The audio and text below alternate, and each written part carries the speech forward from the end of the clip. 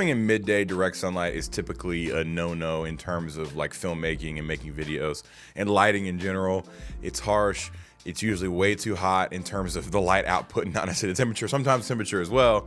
And it could just be a lot. It could be overblown and just not a very pleasing image. But sometimes, depending on what project you're on, the type of set you're on, you kind of have to. Even maybe for a scene, you want it to be a midday scene outside. So how do you shoot outside during the day in the high noon sun? I have some tips and tricks for you. Pretty much all that footage that you saw in the intro was shot at midday from like 11 a.m. to about probably 2 p.m. Direct sunlight, arguably the worst time of day to shoot.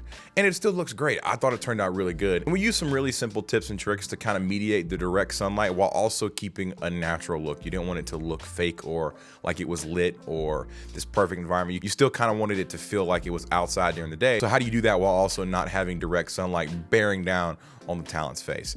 Well, there's two real main things that you can do. The first one you can do is pretty obvious, and you may have done this before, but you can just look for shade. Find that shady tree, find that porch like we did here, or you can have the light being redirected or broken up by tree leaves, or just not hitting the talent at all because there's a roof over their head or something like that, but you're still outside.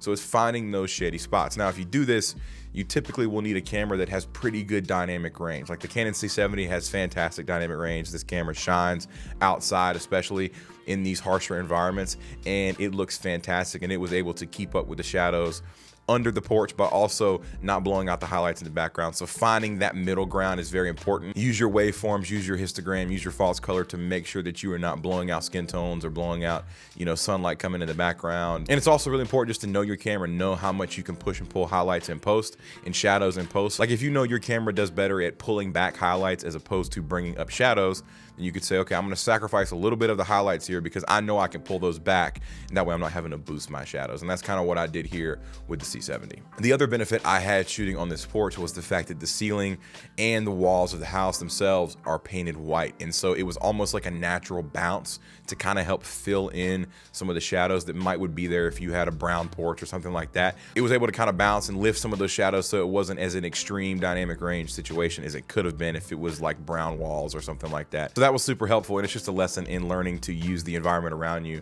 and kind of try to pick the right spots that maybe can work to your advantage. Another thing that I like to try to do is to keep the sun behind the camera. Now, when the sun's straight overhead at like midday, it's not always possible, but if you have a direction at all, keeping the sun behind the camera in these high output environments is kind of counterintuitive because we're told really to not do that normally. But what that allows you to do is it creates a less extreme dynamic range situation, because if you have the sun pointing the same direction as your talent and you have the ability to diffuse, then what you're gonna get is a really soft, natural look on the talent's face, while also the background is at a similar output in terms of level. So you don't end up having to try to fight the contrast of a darker background or something like that and a really, really bright, hot foreground, because then you're gonna be fighting with color grading and you're gonna spend a lot of extra time. So what you could always do is to keep the sun behind the camera in these high noon situations if you have diffusion. If you don't have diffusion, figure something else out. But if you have diffusion, this is the best way to do that. And speaking of diffusion, we just use these simple 5-in-1 diffusion reflectors. I did have a 8x8 magic cloth that we used for one shot, but it was just more cumbersome to carry around, and we could just take this disc diffuser, hold it up, get the shot we needed. We kind of knew what we were doing. There are a lot of tighter shots, more close shots, so we didn't need a huge amount of coverage. We could just do with this small disc. And it works great. They're cheap. They're like 20 bucks on Amazon, and it's a great way to diffuse sunlight, and it actually worked really well. Now, this shoot in particular was more of a high-key commercial look, so this is not necessarily a cinematic kind of short film-esque type shoot. So in this situation, we did want it more polished. We did want it more diffused. Now, alternatively, if you were doing a more narrative piece, then you could probably get away with some direct sunlight and have some shots where it was stylistic and on purpose to make it feel real, to make it feel realistic and natural. But since this was more of a commercial high-key look, we pretty much diffused every shot that we could. And for what it was, it looks really good. And once again, this C70 and the colors off this camera are just fantastic. The skin tones, I graded this with my own C-Log 2 LUT pack. And for the record, I just dropped the LUTs on and then just basically made some slight adjustments in terms of the exposure and contrast, and that was it. I did not really touch the colors at all. I maybe changed the white balance on a few shots. But other than that, it was exactly how it was out of camera and just dropping the LUT on. And there's one of my finishing LUTs on top, but it's really about 25-35%. It's not anything crazy.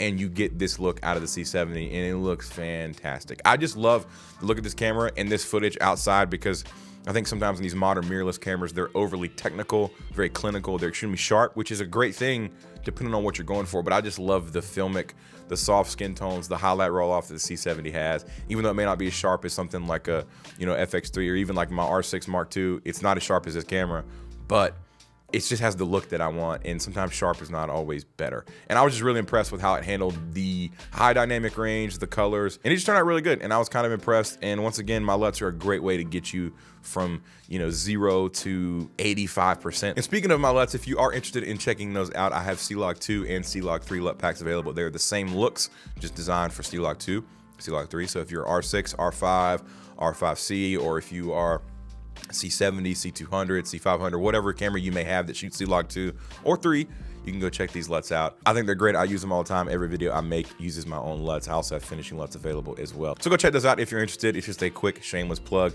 Link is in the description. Now, another thing you could do on a shoot like this is you can use a polarizer. And I think a lot of times we think polarizer in terms of reflections in glass and things like that, but it's actually good for taking off reflections of skin tones. If you have like hot spots in skin, you can do that. I did not really have to do that because we had a lot of diffusion, but if you don't have access to a lot of diffusion, or if there was a shot where you couldn't get the diffusion in, you could try a polarizer, and sometimes that will help eliminate some of the hot spots on people's skin and eliminate those reflections as well. So you could always try that if you're in a pinch. So now another thing that you can do, which is kind of obvious again, is you can just go inside. If the sun's really hot, go inside and shoot some stuff in there if it works within your project. For us, we had a couple shots we knew we wanted to get inside. So when the sun was at its straight up point, we went inside into the kitchen and we used the sun to our advantage once again, because we didn't have a single light on the shoot. I was like, I bet we can pull this off. The kitchen sink was right in front of the windows, and we were able to get the shot we needed and use the beautiful natural sunlight coming in to light the talent's face.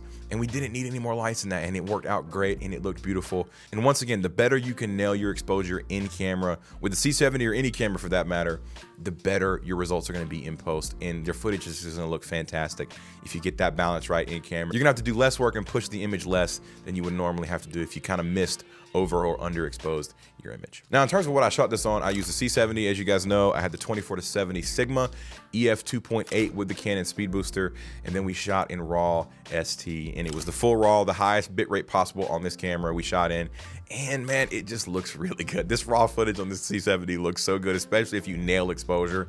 You just have so much color. You get that full 12-bit color, and it's just absolutely beautiful. I need to shoot in RAW more. It takes up a lot of card space compared to the XAVC or the MP4, but man, you do get more color, you do get more latitude, you do get more just depth within your image, so it is worth it. For me overall, this was just one of those situations that sometimes less is more. Would have been nice to have a full crew and a big 8x8 on a grid slapped up that we could have just rolled around the property. Absolutely, that would have been easy, and we would have had more, you know, flexibility. But sometimes if you have the right people involved, the right talent, and just a simple 5-in-1 diffuser, you can get a lot done. And on this shoot, a lot of times I'm pulling focus by myself while shooting, and it's not always easy.